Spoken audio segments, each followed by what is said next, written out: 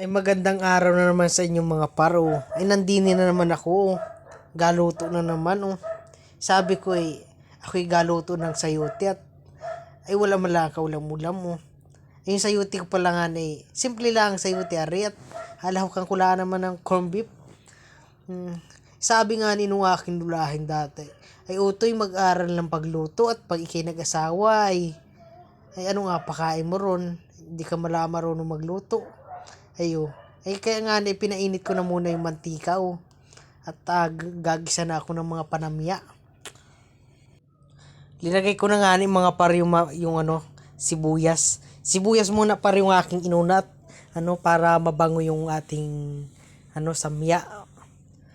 Pag kasi inuna yung bawang masusunog agad. Kaya inuna ko muna yung sibuyas. At medyo nakita ko rin nga na medyo naluluto na yati sibuyas at sinunod ko na yung aking bawang para maglahok yung lasa ng sibuyas at bawang. At ihulong na natin ang ating corned beef. Ay naku, ginhawa niyang paro. Yung corned beef ko na pala nga yan ay galing pa yung ayuda oh. Gago! At alahok na natin sa ating alutuin. Ano nga yung nasabi nilang yung kwento-kwento daw na sabi nila in Marinduque, we don't say. Ay, berdihan bayado na yun. Tara dun.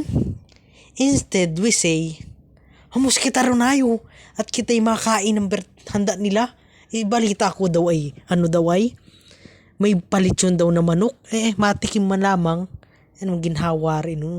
Ops, meron pa mga par. In Marinduque, we don't say.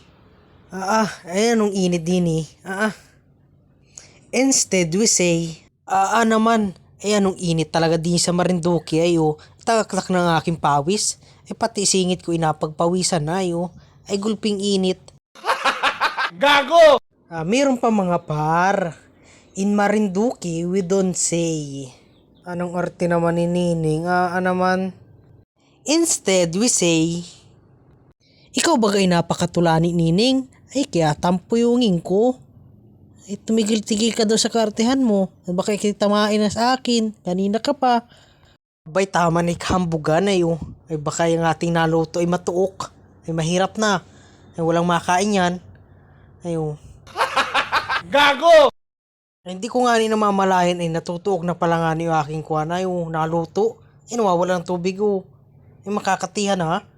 Ay naku, kahambugan talaga. Pagkatapos ko nga nilagay yung tuyo ay sinunod ko na rin yung ating mahiwagang sayote. At halo-haloin lang natin at para yung lasa nung corned beef ay maglahok dun sa ating sayote. Para yung lasa ay maghalo. Halo-haloin lang natin at pakuluan natin ng mga 1 minute or basta kumulo. Basta yun. Gago! At lagyan natin ng 2 basong tubig para magkaroon malaan ng sabaw para may nahigop. At hintayin lang natin na kumulo at maghalo yung lasa at siyempre tikman niyo kung gaano kasarap na. Pag masarap na, okay na yun. Hintayin lang natin pating lumambot yung ating sayote.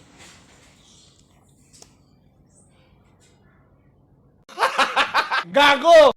A few moments later. Nakulo na naman din mga par Ay ganito laman din mga par magluto ng mga ulam, simpleng ulam laman din Kakaraos din. Kanin na lang at kulang na lang kanin mga par Ay kung wala kayong maisip man din mga par na ulam.